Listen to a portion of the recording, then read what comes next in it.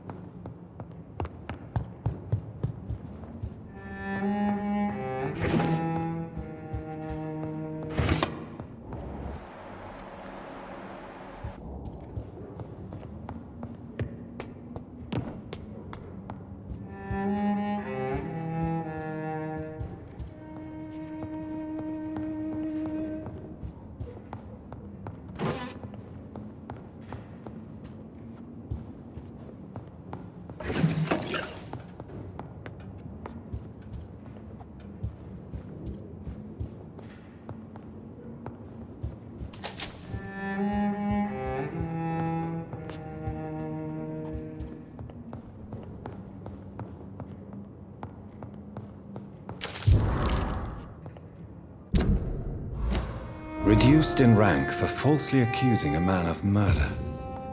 I wonder what Inspector Albright thinks about his punishment.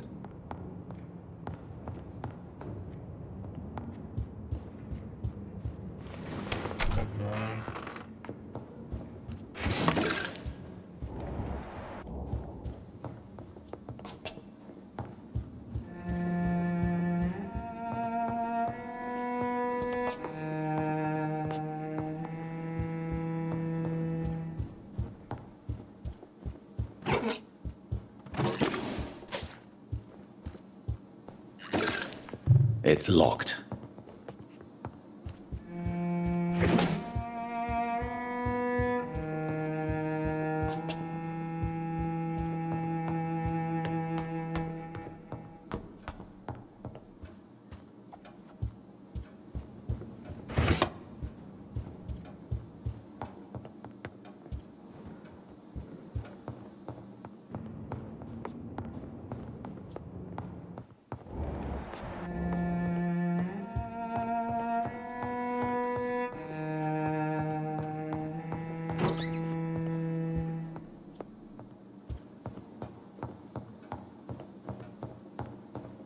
It's locked, all right.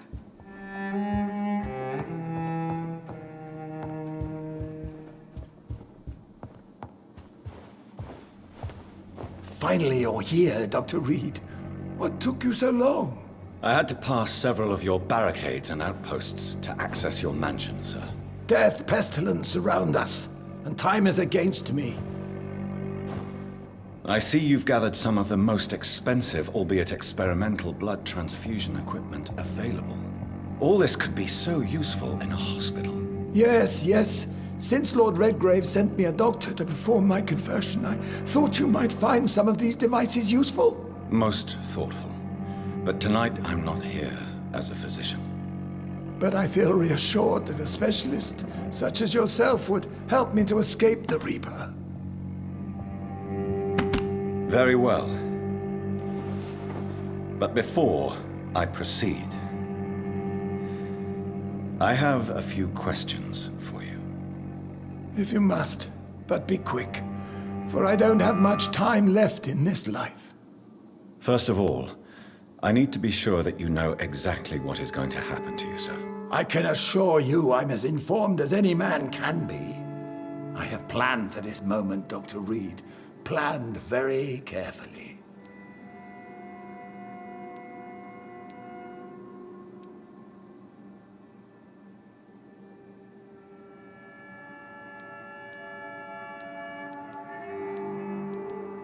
Sir, I'm going to end your life.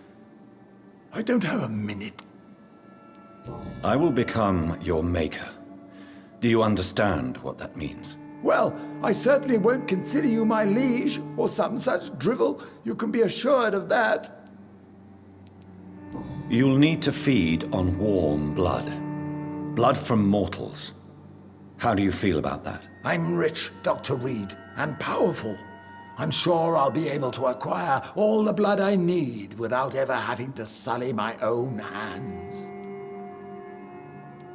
What do you know about... What I do know is that I'll crush anyone or any...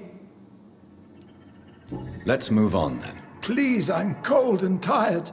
I feel my life waning with every moment. But first, before you embrace immortality, what would you do with such a gift? That's a rather impertinent question, Dr. Reed. And I will do as I please. Answer me all the same. What will your first action be as an immortal? To save London, I will finance the most efficient quarantine ever seen. I will build a wall that will separate the sick boroughs from the healthy ones. Who gave you the right to decide the fate of thousands of people? My money. My money and my pending immortality gives me the needed authority, Doctor. You really plan to build a quarantine wall across London? Yes, it will be tall and strong. But let me get... This is a desperate measure. Quarantine is not a bad idea, medically speaking. But I'm convinced this epidemic will not be contained by me. As long as the right people are on the right side. But you... Well, That... I've heard enough. It's time to proceed. At last.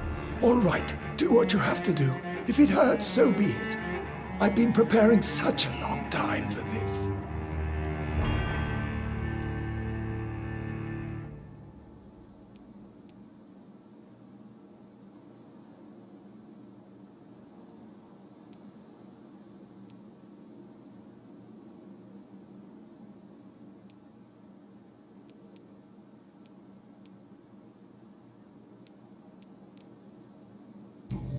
Listen to me, Aloysius Dawson. You will forget your fear of dying, for it has poisoned your mind and made you bitter and ruthless since the death of your twin brother. You don't understand. Death is oblivion, the eternal void.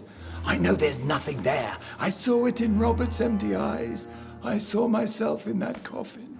Death is painful for those who remain, not for those who have passed. All that occult gibberish you filled your head with has made you forget this simple truth. No! Death will not claim me. I have the power and the money. I've acquired the arcane knowledge needed. I believe there is magic, there are dark forces. You will provide me my extension. Your ignorance makes you a fool. You have no idea. Look at me. Hunted like a beast, my family lost, cursed. I have not escaped death, I have become it. No, there must be a way.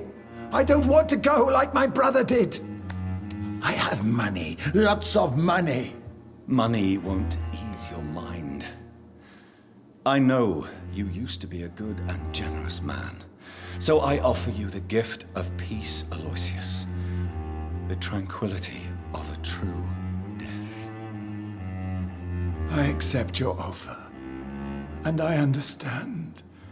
No more fear, I will die a man of dignity, and a man at peace.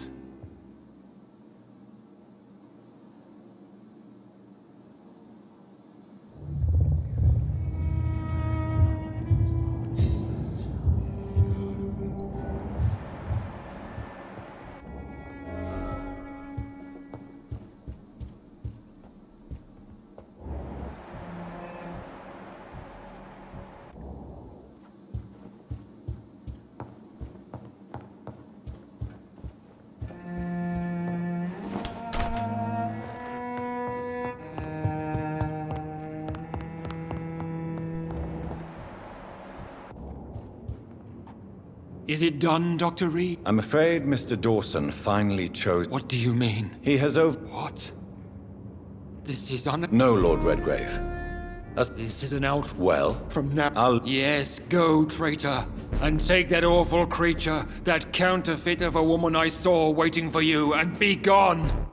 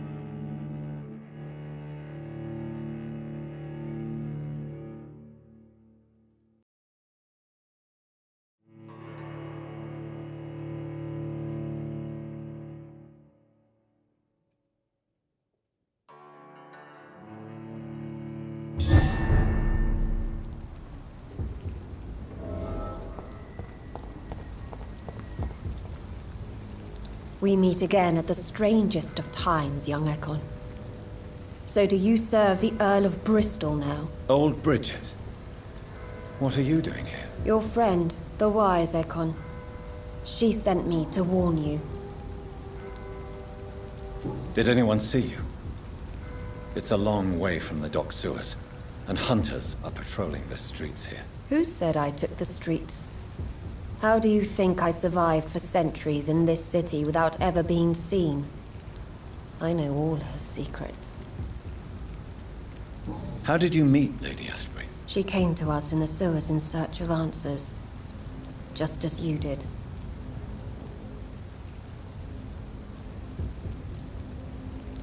What kind of answers did you give her? I knew nothing of your maker, but we talked. We talked a lot. Her words and ideas are captivating. It is no surprise that you like her. I like her too. Lady Ashbury in the sewers? Now that's a sight I wish I'd seen. She said she was your friend, and that she sought the identity of your maker. So I answered her questions.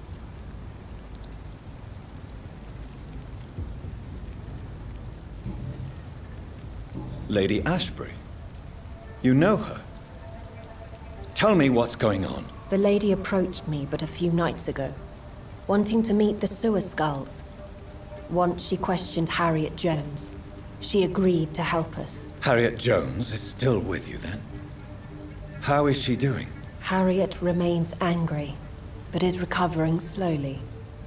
Her mind is twisted, but at least her body is healing. Tell me what is going on. The lady asked us to keep an eye on your mortal doctor friend while you were away. We spotted the hunters. They were discussing plans to attack tonight. Wait, I'm listening, but where is Lady Ashbury right now? she said she will go home. She needed to speak with some old friends first, though. Do not worry, young Ekon. She is no fool, and just as strong as you. How did Elizabeth find you? She presented herself humbly at our gate, and asked if we knew of any ancestral vampires hiding in London. She asked about Ascalon. She asked about many things.